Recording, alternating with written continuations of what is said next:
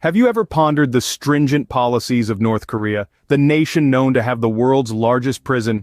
Let's delve into a tale of desperation, courage, and defiance that unfolds within these ironclad borders. Once upon a time, in the stark landscape of North Korea, there lived a soldier. This soldier, like all others, was serving his mandatory 10 years in the military. He was an ordinary man, caught in the extraordinary grip of Kim Jong-un's iron-fisted regime. However, frustration was brewing within him. A potent mix of anger and despair at the policies imposed by the powers that be. The lack of free speech, the state-controlled media, the inability to move freely even within the country. All of this began to weigh heavily on his spirit.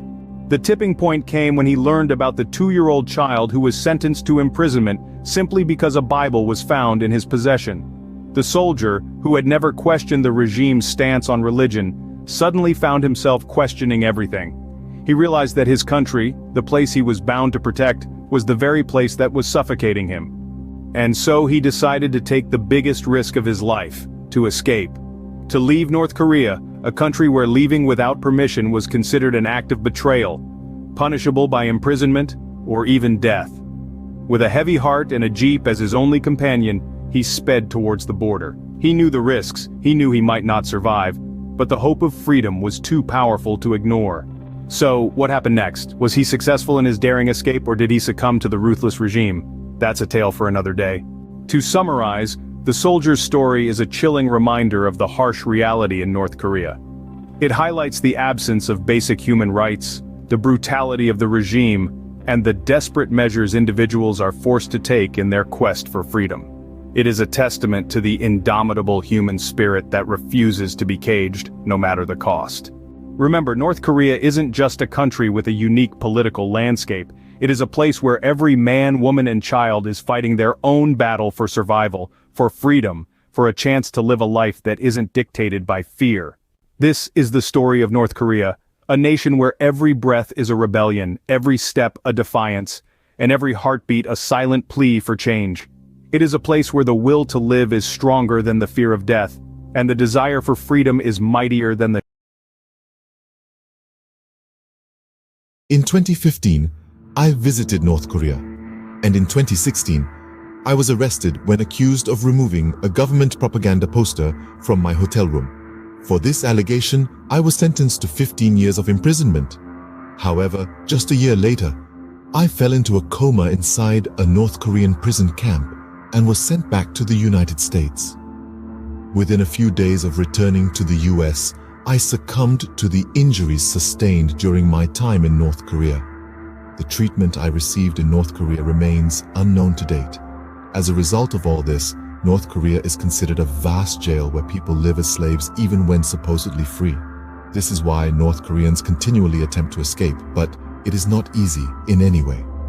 The primary reason is North Korea's geography, with the Yellow Sea to the west and the Sea of Japan to the east, where the North Korean Navy is vigilant, making any illegal border crossing nearly impossible. To the south is South Korea, one of North Korea's biggest enemies, and the sea patrols are strict. Those who manage to escape from North Korea have South Korea as a better option, as it is a developed and free country. Additionally, South Korea considers all North Koreans as its citizens. Crossing this line successfully can change one's life, but only if they manage to survive, as North Korea has deployed an overwhelming number of military personnel along its borders, making it challenging for anyone, even birds, to cross the border 100 times before considering it safe. In 2017, there was an incident where a North Korean soldier was swiftly driving his jeep towards South Korea. When the border guard noticed, he sounded the alarm, and shots were fired at the soldier. Fortunately, he managed to enter South Korea, but not without sustaining injuries from the gunfire. Several attempts by North Korean civilians to defect have been made. Many of them were fatally shot on the spot, but some, like the soldier who successfully entered South Korea, couldn't survive the gunshot wounds.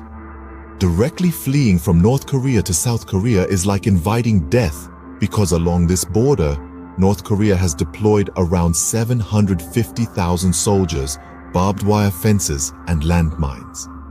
Another historical method of escaping from North Korea is towards the northern border, which shares a significant portion with China and a small part with Russia. While this method seems comparatively easier, it is not without challenges. The border is dangerous, filled with treacherous mountains and dense jungles. Additionally, the border with China runs along the Tumen and Yalu rivers. Even if a defector manages to reach the Chinese border, crossing the river poses another significant challenge. In the past, defectors and smugglers waited for winters when the rivers froze, simply walking over the ice to cross the border. This method also worked in severe summers when the water level dropped. At that time, there was no immediate threat from China or Russia, as they had a military alliance with North Korea. If they captured a North Korean defector on their soil, they would return the person to North Korea. This made reaching China or Russia only part of the journey. The real goal was to then escape to another safe country like Thailand, Vietnam, or Mongolia. However, things changed around 1991 when the Soviet Union collapsed and North Korea lost its support. The situation in North Korea deteriorated, leading to a severe shortage of basic necessities, causing numerous deaths due to starvation. As a result, many people planned to defect